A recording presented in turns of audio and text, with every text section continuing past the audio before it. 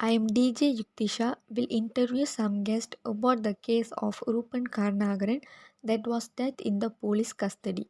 So now let me introduce our guest. Here we have Inspector Vigneswaram and Inspector Snega from Special Branch of Danwangi. Also lawyers Miss Mangai and Mr. Darwin. The issues are not strangers again to police within or outside the country. This is because the police will use any ways to obtain information from criminals who do not wish to cooperate.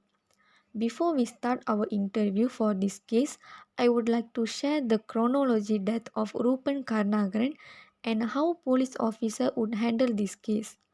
Now, I will start chronology from the arrest of the victim until the death of victim. A 25-year-old man who was held at the Kajang prison reportedly died on June 21st, making him the 12th custodial death in just over 6 months this year. Soharam, the NGO which is handling the case, said the man identified as Rupan Karnagaran had no prior health issues. In a press conference to submit a memorandum over the incident to the Human Rights Commission of Malaysia Sohakam, Soharam Executive Director Sevan Doresami said this is the 12th custodial death in 2021. Party Socialist Malaysia Central Committee member S. Arul Chilvan said Rupan was detained over involvement in a triple murder at his neighbor's house in Denkil in 2013 when he was 17. Police said his DNA was found at the crime scene. He was convicted of the crime 4 years later in 2017 when he was 21. He had appealed against the conviction, maintaining his innocence. Rupan was held in prison while waiting for his appeal, set for June 2019, but on June 17 he complained of breathing difficulties and was admitted to Kajang Hospital. He was treated and discharged and brought back to prison. He reportedly died on June 21st, 8 days before the hearing. Swaram alleged that the prison authorities were attempting to cover up the death based on their police reports stating that Rupan did not die on the prison grounds. The police report said he had died on the way to hospital. The family, meanwhile, he lodged 3 police reports on the incident. His family lawyer has also submitted a request for an inquest into his death to the Attorney General's Chambers (AGC). According to the lawyer, the AGC has instructed its officers to look into whether a file on a sudden death report was opened, and if there was one, to see if an inquest could be held. Arul Chelvan said the family was not informed that Rupan was facing health complications or that he had been admitted to the hospital. They were also kept in the dark about him being discharged and whether or not he had fully recovered. Based on post-mortem results, Arul Chelvan said Rupan had died of blood clotting in the leg. Rupan's uncle K. Sevakumar said the hospital had informed the family that he had tested negative for COVID-19 and would be treated with antibiotics for 5 days at a non-COVID 19 ward. He said they also received information from inside the prison that Rupan had been complaining of breathing problems a week before finally getting admitted. After he died, the family then received news from the prison authorities that he was actually positive for COVID 19, although the hospital had informed that he had tested negative.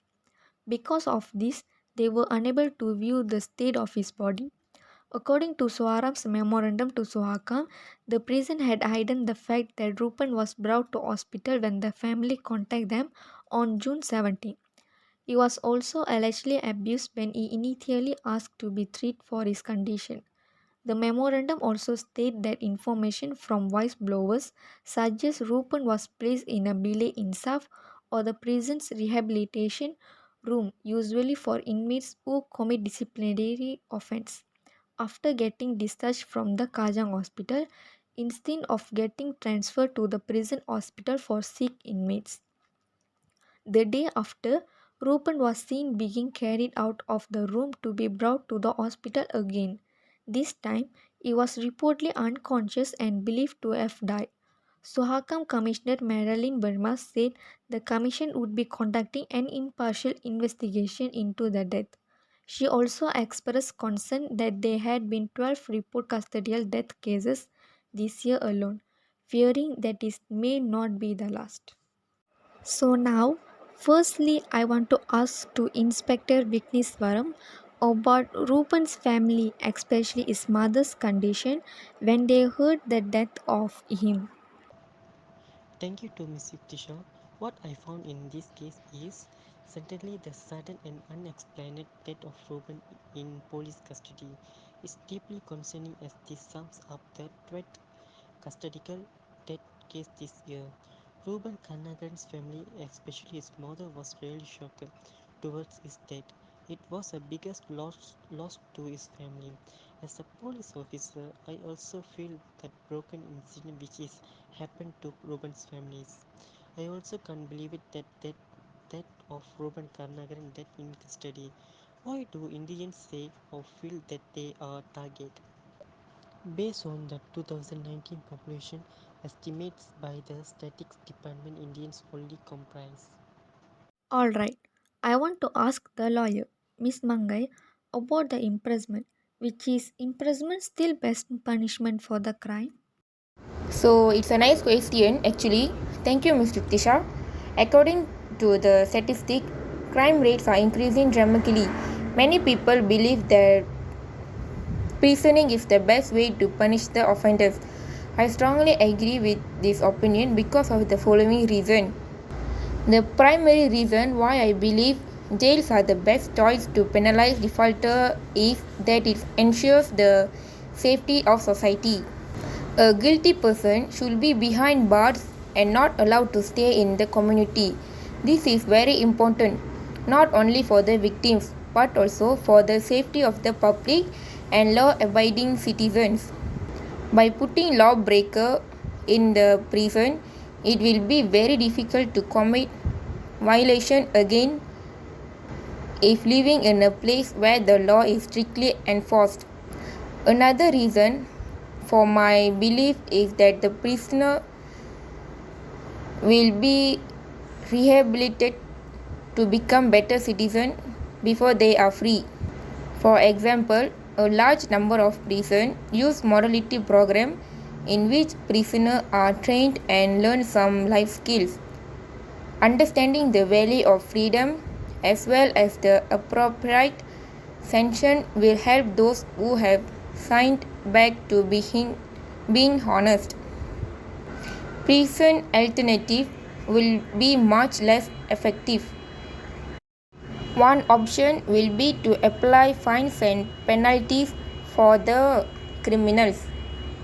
The drawback of this approach is that some rich people may intentionally commit crimes when they feel they can easily afford it. Another option is to ask the offenders to do community service. Although this type of punishment may be considered socially beneficial, it can also be extremely risky. It is quite difficult to trust those illegal behaviors that can be changed in a better way, so it may endanger to community. The next question I want to ask our inspector Miss Snega today. What are the main three reasons that our lawyers state in a statement? So I will tell about this question regarding the case of Ruben Karnagaran. Deterrence prevents future crime by frightening the defendant or the public. The two types of deter are specialist and general deterrence. Specific deterrence applies to an individual defendant. When the government punishes an individual, definitely he or she is theoretically less likely to commit another crime because of fear of another similar or worse punishment. General detention applied to the public at large. When the public learns of an individual defendant punished, the public is theoretically less likely to commit a crime because of fear, the punished the defined experience. When the public learns, for example, that an individual defined was severely punished by a sentence of life in prison or the death penalty, this knowledge can inspire a deep fear of criminal prosecution. Next, according to this case, I want to ask the lawyer, Mr. Darwin, based on your opinion, what is the recommendation to improve law or to handle the case in better way so that not will happen the same case soon? My recommendation is participate in community meetings. It is essential to understand that community meetings are one of the easiest way you can improve law.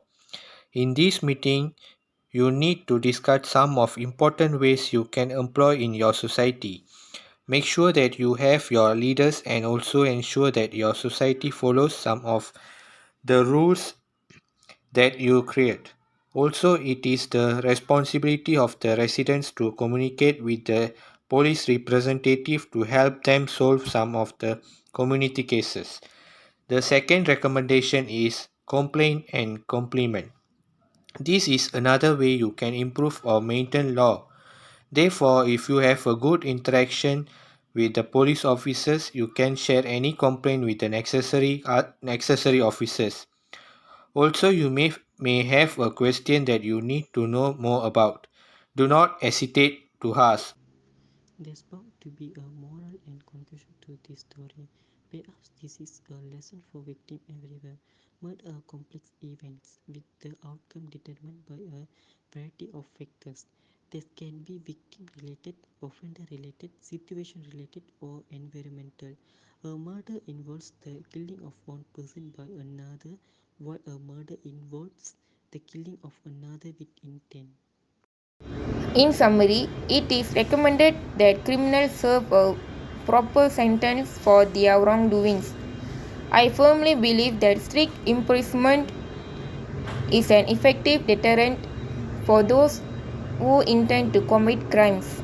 For the last, I want to conclude this case of Roman Karnagaran that is was agreed for the punishment because it was the most worst death. While people in custody, we only can inquiry. So the court gave punishment. It was good decision. An example next time anyone avoided to do the same things. Make sure that you ask and get immediate solution to your question. Also, if you have realized or noted some criminal cases, make sure that you report them. The conclusion is the increasing number of custodial deaths, especially among Indian community, literally shivers down my spine when I am about to think of the anguish, agony and dread they would have went through during the investigation being carried out. Thank you. So that's all for our section for an interview. Thank you for all of our guests to sharing and giving their perception to this case of Rupan Karnagaran. I hope we can meet after this. The lesson we can learn from in this case is should avoid the interference from crime sequences and should be careful whenever make dealing towards this kind of cases.